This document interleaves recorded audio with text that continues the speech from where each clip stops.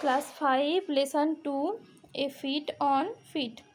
Edmund Hillary and Tenzing Norgay were part of the British expedition to Mount Everest in 1953.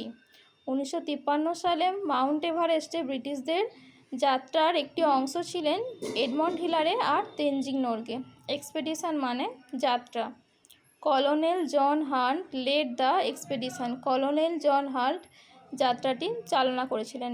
Lead মানে চালনা করা। Hunt selected a team of people.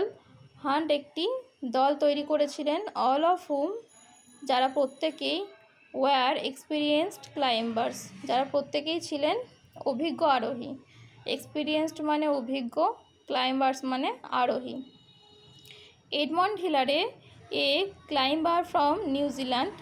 Edmund Hillary ছিলেন নিউজিল্যান্ডের একজন আরোহী। And Tenzing Norgay a Sherpa from India. Tenzing Norgay ছিলেন ভারতের একজন Sherpa. Were among the 11 chosen climbers. যে 11 জনকে চুজ করা হয়েছিল বা নির্বাচন করা হয়েছিল তাদের মধ্যে এরা দুজন ছিলেন।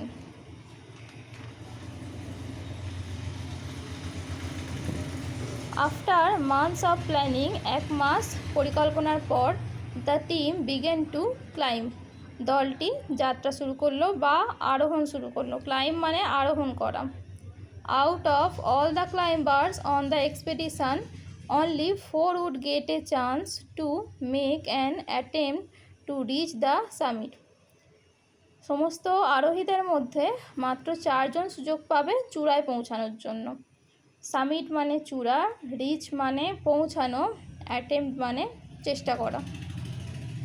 Hunt the team leader selected 2 teams of climbers.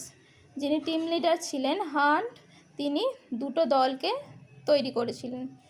আরোহীদের মধ্যে দুটো দল তৈরি করেছিলেন পৌঁছানোর জন্য।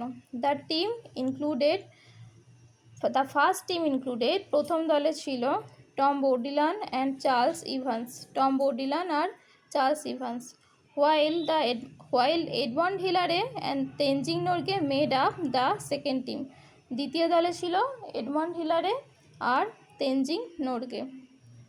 The first team left on May 26, 1953 to reach the summit of Mount Everest.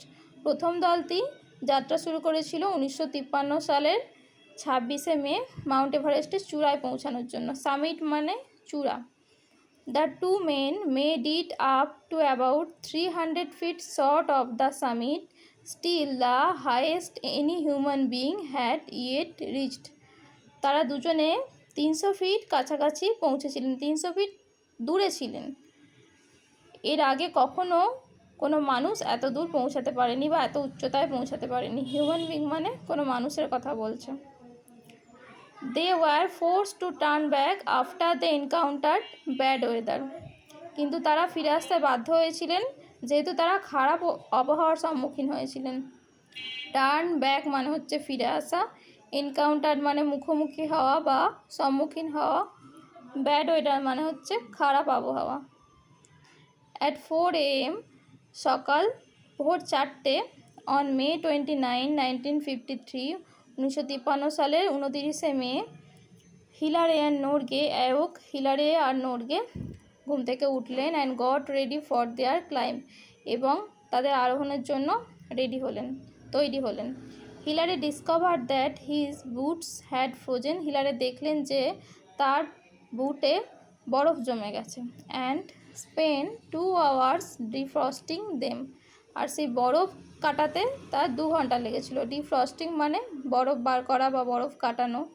Spend মানে এখানে সময় কাটানোর কথা বলছে।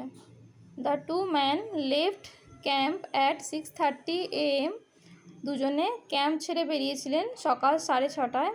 আপন দেয়ার ক্লাইম্ব, তাদের আরোহণের সময়, they came upon one particularly difficult rock face. তারা একটি কঠিন পাথরের বা শক্ত পাথরের মুখোমুখি হয়েছিল। But Hillary found a way to climb it. কিন্তু হিলারে এটাকে পেরিয়ে যাওয়ার বা পার করে যাওয়ার একটি পথও খুঁজে পেয়েছিলেন। ওয়ে মানে একটি পথ, ফাউন্ড মানে খুঁজে পেয়েছিলেন।